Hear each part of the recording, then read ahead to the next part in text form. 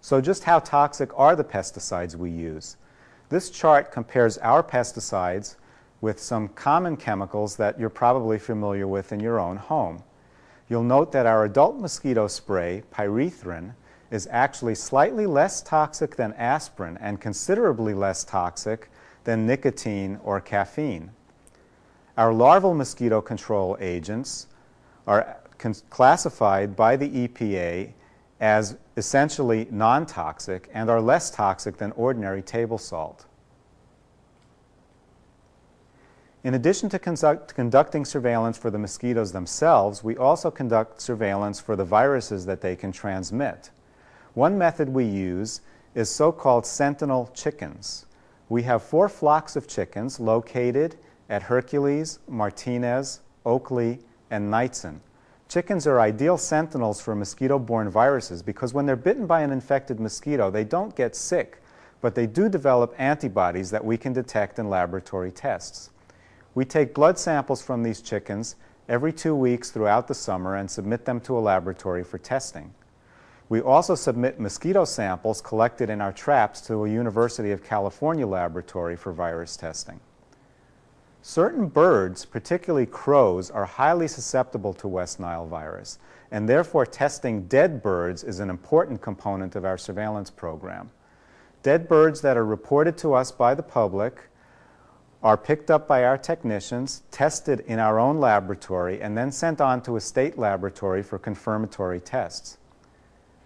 Our surveillance program is part of a statewide network which is coordinated by the California Department of Health Services and is recognized widely as the most comprehensive program of its kind in the United States. It was actually established back in the 1970s to detect other mosquito-borne viruses like Western and St. Louis encephalitis that were prevalent in California at that time. We use the information from our surveillance to conduct a weekly risk assessment. This is a mathematical model that enables us to determine the risk of disease transmission to people. We use this risk level in turn to determine our response level, that is, what control measures are necessary at any particular time. We also respond to service calls from the public. If you call to report a mosquito problem in your neighborhood, we will request that you save some samples of the mosquitoes that are bothering you. The reason for this is that we need to know which of the 23 mosquito species we're dealing with so that our technicians can target their inspection and treatment at nearby larval sources and therefore control the problem at its source.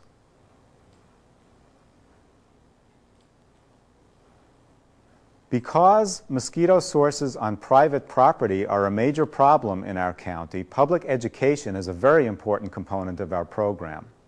We provide information and advice to the public on how to recognize and control mosquito problems on their property.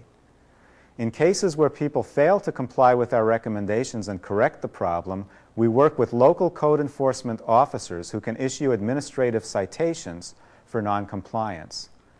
We also have direct abatement powers under the California Health and Safety Code, but of course we prefer to work with the property owner to try to solve the problem before we attempt to resort to legal measures.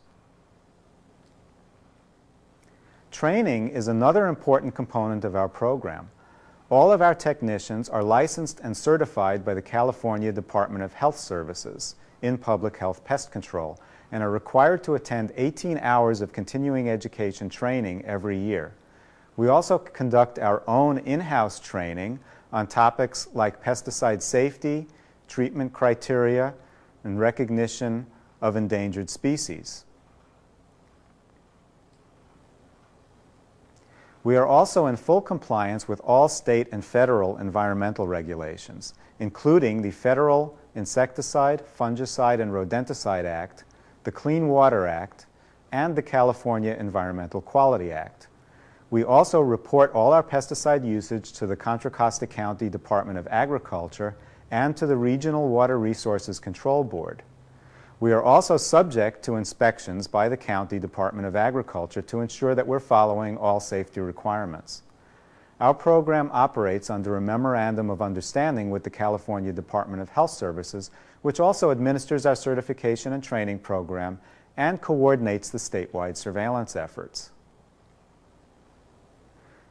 All of these components of our integrated mosquito management program enable us to meet our goal of protecting public health while preserving the environmental quality that makes Contra Costa County such a great place to live.